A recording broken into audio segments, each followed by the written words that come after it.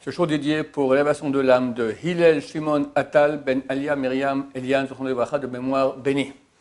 Comme chaque semaine, on va faire le commentaire du Or HaChaim Kadosh, Rabbi Chaim Ben Attar, Zatzal, grand rabbin de toute l'histoire, d'un commentaire extraordinaire sur la Torah, dur à traduire en français, on va essayer de Bezrat Hashem. Donc sur la paracha de Shelach, qui est celle en Israël cette semaine, pour nos frères de l'étranger, ce sera dans 10 jours. Semaine d'après. Donc, Moshe Rabbeinu envoie des explorateurs, 12 explorateurs en Israël, pour voir qu'est-ce qu'il en est. Ils reviennent, et parmi les 12, 10 c'est terrible, on n'y arrivera jamais, ce sont des géants, des villes forteresses, on arrive maintenant des vignes, regardez, c'est des trucs on était comme des fourmis par rapport à eux, no chance, on n'y arrivera pas. Et les deux, Yoshua Ben Nun et Kalev Ben Yefune, qui, non, on y arrivera, on pourra le faire. Et ici, ils disent comme ça, Ach Bashem al timorodu, ne vous révoltez pas contre Hachem. Vatem al tirao, et vous, n'ayez pas peur.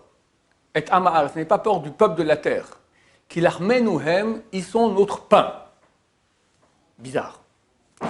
Sar silam me'alehem, leur ombre les a quittés. Bizarre aussi. Vacham itano, et Dieu est avec nous, altiraoum, n'ayez pas peur. C'est quoi cette notion de pain, cette notion d'ombre, et Dieu est avec nous, n'ayez pas peur. Alors Makadosh va dévoiler ici des très belles choses. Il va dire, à propos du pain, la nourriture, pourquoi Dieu a-t-il fait que la nature entière, depuis les protozoaires jusqu'aux mammouths, se nourrisse? Tout le monde va se nourrir, grandit, éjecte les déchets, etc., etc. Il propose, le Or HaChaim Kadosh, il serait bien plus simple que Dieu nous nourrisse d'air, par le fait qu'on avale de l'oxygène. Dieu peut tout faire, il n'y a pas de problème.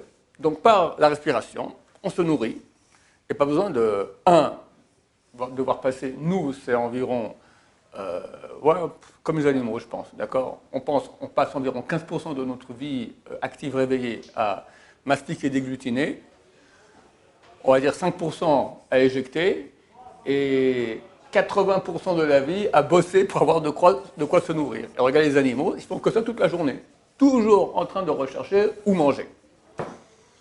C'est un vrai joug terrible. Si Hachem nous aime, qui nous crée maintenant se nourrit d'air, terminé, voilà. Pourquoi cet esclavage terrible? Alors, moi j'aurais répondu, simplement pour qu'on fasse beaucoup de mitzvot. Il y a tellement de mitzvot qui sont liés à la nourriture. La bracha avant, la bracha après que tu vas aux toilettes. Dans tout le commerce, il y a des milliers de lois, pas mentir, pas magouiller, rester honnête, les prêts, etc. Après, dans l'agriculture, comment labourer, pas avec deux animaux différents, un bœuf et un âne. Après, comment moissonner, il y a le shichecha, leket, pa, Omer, le Peret, Olelot, des tas de lois, d'accord. Après, que la nourriture, tu as des tas de lois, Trouma Gdola, Trouma Maser Sheni, Maser Rishon, Maser Ani, Troumat Maaser, après Shvit, Orla, bon, etc. Je vous fais en cours, d'accord. Plein de lois. Et Dieu veut qu'on fasse des lois. Dieu veut que plus on fait des lois, plus on aura du mérite dans la main. Donc il nous fait maintenant manger toute l'humanité avec nous. Mais il dit ça, c'est ce que j'ai dit moi comme ça au sens simple. Mais j'ai vu les écrits profonds. En fait, la source de ces écrits, c'est la Kabbalah, c'est Shara Gilgulim. Et il dit là-bas, il dit comme ça que le job du peuple d'Israël, nous sommes les véhicules de la Kedusha. La Kedusha, par le péché du premier homme, elle est tombée très très bas dans le mal, dans la mort. Et ça donnait vie à la mort. Donc il y a beaucoup de morts vivants autour de nous, très puissants. Et le travail du peuple d'Israël, c'est par l'étude de Torah, principalement, l'application de mitzvot, la prière, et à défaut de cela, par la souffrance, on retire les étincelles de sainteté qu'il y a dans ces morts vivants, et ils deviennent des morts, sans plus être vivants, et disparaissent. D'accord? C'est le bout du peuple d'Israël. C'est pour ça qu'on a été envoyé sur la terre complète, parce qu'il fallait normalement on aurait dû faire le travail depuis la terre d'Israël, mais notre aspirateur à longue distance, il a été bouché parce qu'on ne faisait pas le travail comme il fallait suffisamment bien. Donc Dieu nous a chassés de la terre pour qu'on aille sur place dans tous les pays du monde, aller ramener les étincelles de sainteté. dans un certain pays, on y va, on fait du travail, hop, expulsé, on va à un autre travail, hop, expulsé, comme ça. Et on voit que lorsqu'on quitte le pays, d'habitude, ce pays-là subit une dépression économique. Pourquoi? Parce que les étincelles de sainteté, c'est ce qui fait vivre. C'est toute la richesse, c'est spirituel, mais grâce au spirituel, il y a le matériel. Quand le spirituel s'en va, le matériel s'en va aussi. Et maintenant, on revient en terre d'Israël.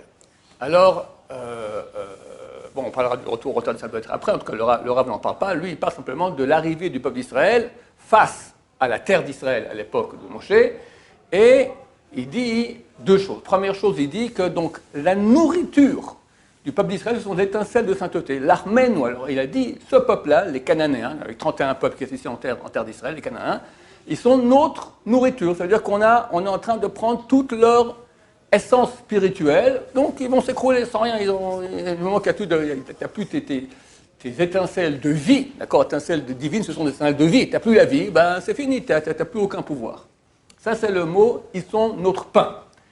De plus, Sar, Silam, leur ombre est partie. L'ombre, ce n'est pas l'ombre, c'est le Tselem. Tselem, c'est aussi une partie divine qu'on reçoit, qu'on appelle le Tselem. Les Sadikim, ils voient cela, d'accord? On voit même les lettres comme ça, Tselem sur quelqu'un, ce sont des sortes de lumière spirituelle qui entourent les personnes.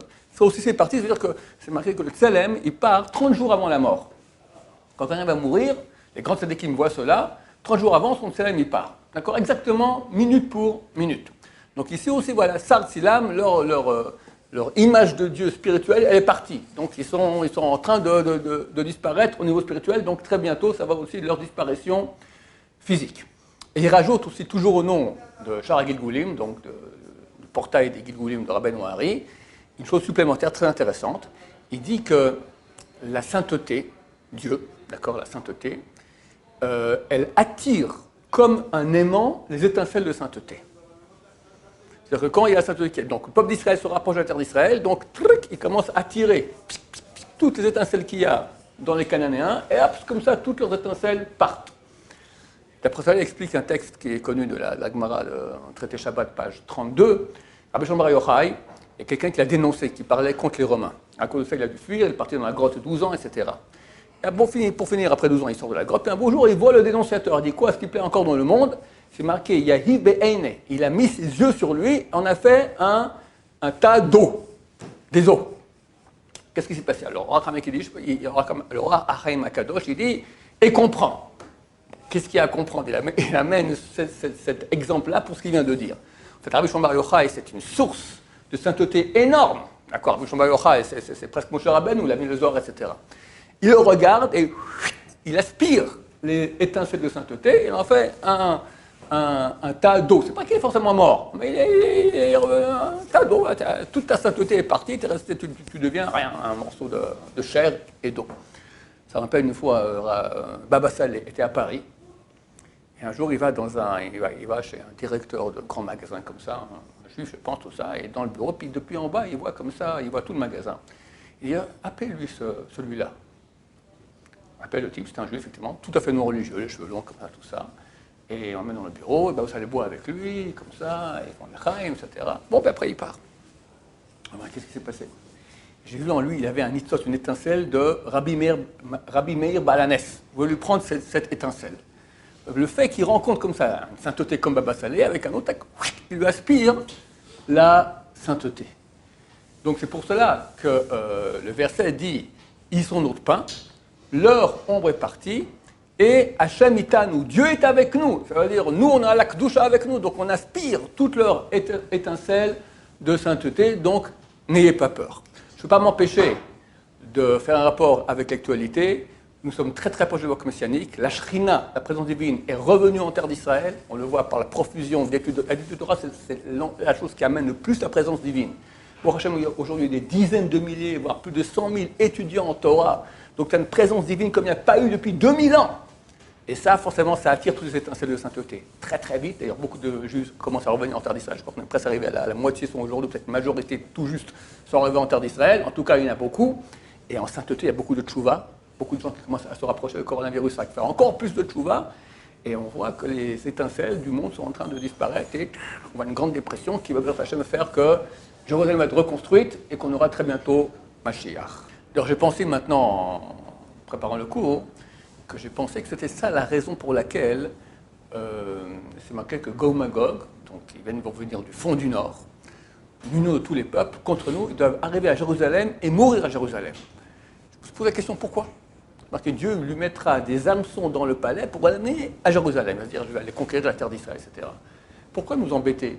Que Dieu les tue là-bas en Russie, on a besoin de Jérusalem, c'est quand même assez paniquant, tu vas avoir 70 peuples qui viennent avec leurs armées, etc. C'est marqué que ça prendra 7 mois de les enterrer. 7 mois. D'accord? Donc ça va être terrible. Pourquoi nous faire paniquer tellement? Alors j'ai pensé que c'est exactement la même chose. Le Or HaKadosh dit dans ce commentaire-là que je viens de lire, que même dans le côté du mal, les forces du mal, les plus mal qu'il y a aussi l'étincelle de sainteté. Alors Dieu veut reprendre maintenant, la sainteté sera en Israël, il faut leur reprendre leur étincelle, comme on fait, venez, venez, venez, venez, venez, ici, plic, on le reprend et ils vont disparaître de la tâche. Ce sera ainsi la fin très bientôt. Baruch Adonai, l'olam, amen, ve amen.